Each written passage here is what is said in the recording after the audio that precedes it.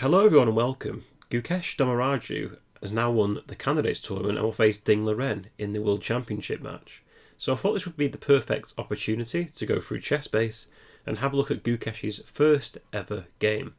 And it actually come up as a game in Durban 2009 in a World Youth Championship where Gukesh was 8 years old.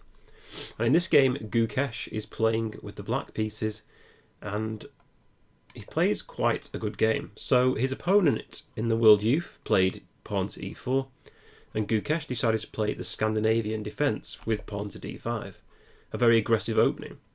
So white takes on d5, and instead of taking with the queen, Gukesh now played knight to f6, delaying taking on d5.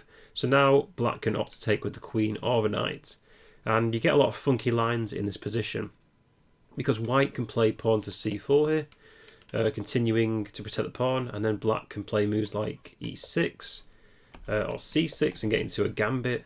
So it gets very messy.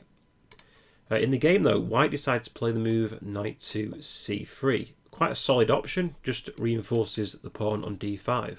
Gukesh then decided to take, gets his pawn back, and there's a couple of trades. So knight takes d5 was played, black played queen takes d5, and now white played the move pawn to c4.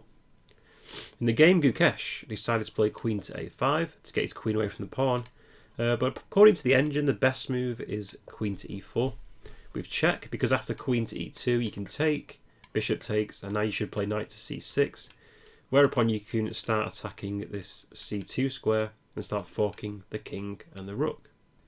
But in the game, Gukesh just played a solid move, queen to a5. It's not actually that bad because it pins the d pawn and stops white's central expansion. And white's opponent now played, I think, a very unusual move, bishop to d3. This doesn't look very natural at all because it blocks the d pawn in.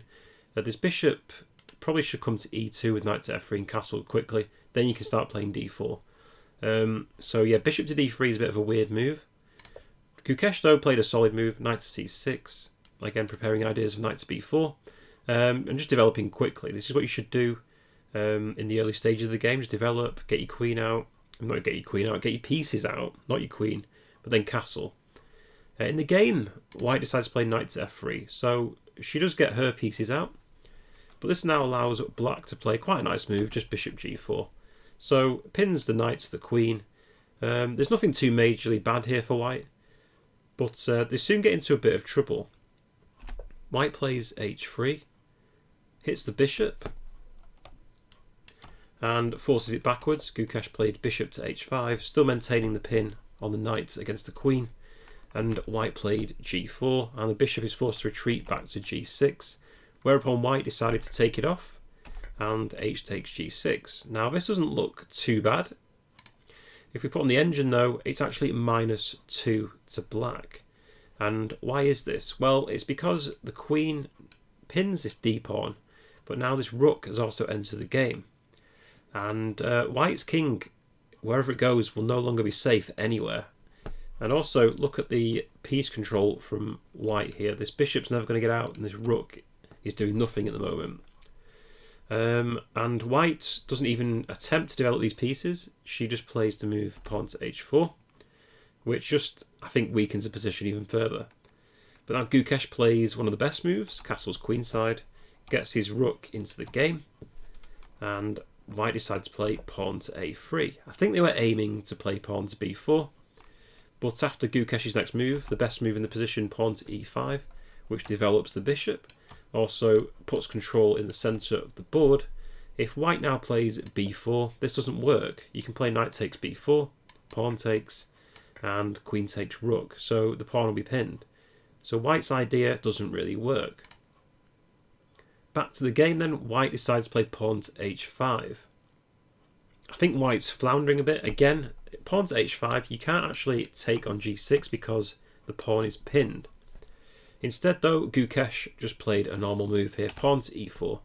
Hits the knight, so the knight's now attacked, and the knight's actually got limited squares to go to. It can't go to g5, sorry, because the queen is protecting that square.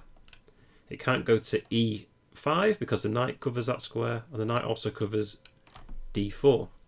It could potentially go backwards to b1, but then will come moves like knight to e5, and your threatening moves like knight to d3. Same thing if you decided to move the knight to h4, you just play knight to e5 and knight to d3 is coming. So white's position does look rather hopeless. I was wondering why they played this dodgy move in the game, but it kind of makes sense now. In the game, white played king to e2, just giving up the knights, and to be honest, it's kind of game over already. It's -10 to black. So takes was played, Gukesh wins a free piece, the king takes, and now everything just gets traded. Pawn takes h5, pawn takes, rook takes, and now comes queen takes h5 with check, and black's now also picking up the queen, a deadly skewer. King went to e3, Gukesh took on d1. It's now several pieces up. The play continued on b3. At least white's made it a bit of a game. d3, and then a few moves later, Gukesh just gets this nice mating net. Doesn't toy with them for too long. Queen h3 is checkmate. And that was Gukesh's first game in year 2009 in the under-8 section in Durban, South Africa. Anyway, hope you enjoyed the video. This was a quick one today. If you did like the video, please do drop a like, comment, or subscribe to the channel. We're fairly new, and we'll be posting more chess videos in the future. Goodbye for now.